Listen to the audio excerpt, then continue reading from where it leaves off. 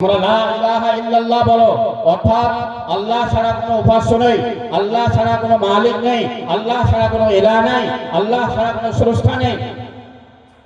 এই কথাকে তোমরা স্বীকার করো। মুহাম্মাদুর রাসূলুল্লাহ আর মুহাম্মদ সাল্লাল্লাহু আলাইহি ওয়াসাল্লাম আল্লাহ তাবারক ওয়া তাআলার প্রেরিত রাসূল। এই কথাকে স্বীকার করো, বিশ্বাস করো। এর নাম কি? ঈমান।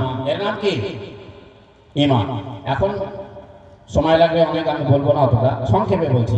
এখন একটা প্রশ্ন জাগে যে ঈমান তো আমি নিয়ে আসলাম, ঈমান তো আমি নিয়ে আসলাম, আমি এক আল্লাহকে আল্লাহ বলে স্বীকার করলাম, মুহাম্মদ সাল্লাল্লাহু আলাইহি ওয়াসাল্লামকে নবী বলে স্বীকার করলাম, করার পর আমি মুসলমান হয়ে গেলাম,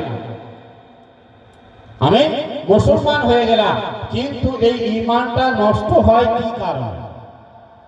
ঈমান তো নষ্ট হয়, তাই না?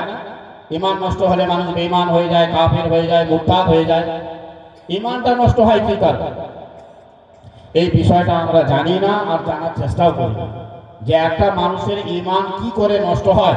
একটা মানুষ ঈমানে হালাতে আছে না একটা মানুষ বেঈমান হয়ে গেছে, আমরা জানা বোঝার চেষ্টাও করি না। দেখেন, সাহাবাদেরকে আল্লাহ নবী সাল্লাল্লাহু আলাইহি ওয়াসাল্লাম যখন দ্বীনের দাওয়াত দিয়েছিলেন, সাহাবারা এমন ভাবে ঈমান নিয়ে এসেছিলেন যে ঈমান নিয়ে আসার পরে সাহাবাদের সামনে দুনিয়াটা তুচ্ছ মনে হচ্ছিল। কেমন তুচ্ছ মনে হচ্ছিল? আমি একটা উদাহরণ দিচ্ছি, ঈমানি পাওয়ার কাকে বলে আর ঈমান কাকে বলে। উহুদের যুদ্ধের যখন দামামা বেজে উঠল, তখন আমর বিন জামুহ একজন সাহাবী ছিলেন। আমর বিন জামুহ যুদ্ধে কে কে যাবে নাম ঘোষণা হয়ে গেল, নাম লিস্ট হয়ে গেল, কারা কারা যুদ্ধে যাবে। এই আমর বিন জামুহ রাদিয়াল্লাহু তাআলা আনহু এই একটা পা ছিল না, একটা পা ছিল না। তো তিনি আল্লাহ নবী সাল্লাল্লাহু আলাইহি ওয়াসাল্লামকে যে বলছেন, ইয়া রাসূলুল্লাহ, ইয়া হাবিবাল্লাহ, আপনি আমাকে যুদ্ধে যাওয়ার জন্য অনুমতি দেন, আমিও যুদ্ধে যেতে চাই। আল্লাহ নবী সাল্লাল্লাহু আলাইহি ওয়াসাল্লাম বলছেন যে তুমি তো যুদ্ধ করতে পারবে না, কেন? তোমার পা নেই, তুমি কিভাবে চলাফেরা করবে, তুমি কিভাবে যুদ্ধ করবে? অতএব তোমার জন্য ছাড় রয়েছে, তোমার জন্য ছাড় রয়েছে। তোমার পা নেই, তোমাকে মসজিদে যে নামাজ পড়তে হবে না, তোমার চোখ নেই, তোমাকে মসজিদে যে নামাজ পড়তে হবে না, তুমি ঘরেই পড়ে নাও। ইসলাম তোমাকে অনুমতি দিয়েছে, ইসলাম তোমাকে অনুমতি দিয়েছে। তো সেই ব্যক্তি, সেই সাহাবী আল্লাহ নবী সাল্লাল্লাহু আলাইহি ওয়াসাল্লাম কাছে অনুমতি চাইলেন।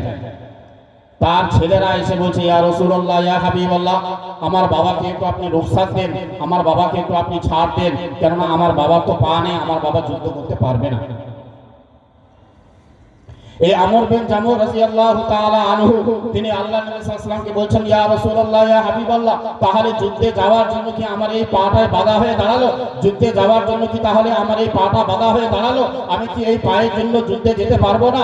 ইয়া রাসূলুল্লাহ, ইয়া হাবিবাল্লাহ, আপনি একটু আমার ছেলেগুলোকে বলে দিন যেন আমার ছেলেরা আমাকে ঘোড়ার উপরে বসে দিয়ে আমার পাগুলো দড়ি দিয়ে ভালো করে বেঁধে দেয়, যেন যুদ্ধ করতে করতে করতে পা পিছলে যেন আমি না পড়ে যাই।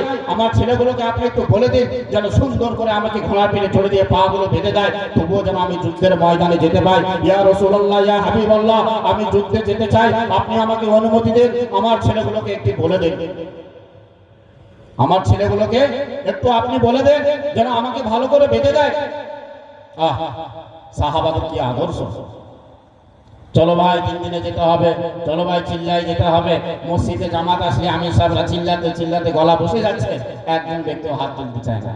আর সাহাবাদের কাণ্ড দেখেন, যুদ্ধের দামামা বেজে উঠলো, আল্লাহর নবী বলছে তোমার জন্য ছাড় রয়েছে, হে আমর বিন জামুহ, তোমার জন্য ছাড় রয়েছে, তুমি বাড়ি যাও, তোমাকে যুদ্ধে যেতে হবে না। আমর বিন জামুহ রাদিয়াল্লাহু তাআলা আনহু বলছে, ইয়া রাসূলুল্লাহ, ইয়া হাবিবাল্লাহ, আমাকে আপনি ছাড় দিবেন না, আমি যুদ্ধেই যেতে চাই, আমি এই ফজিলতপূর্ণ কাজটাতে আমি দূরে থাকতে চাই না।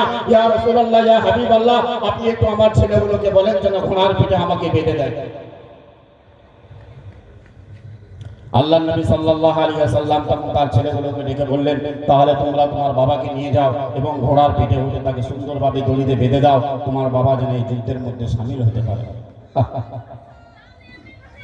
উহুদের যুদ্ধ চলছে, সেই দমদমা রমরমা যুদ্ধ চলতে চলতে চলতে এমন একটা সময় চলে আসলো, আমর বিন জামুহ আর দেখে থাকতে পারলেন না, ঘোড়াড়িয়ে ছুটে পড়লো, কাফেরের মাঝখানে ময়দানে ছুটে পড়লো, যে আমি আর পিছে কেন থাকবো।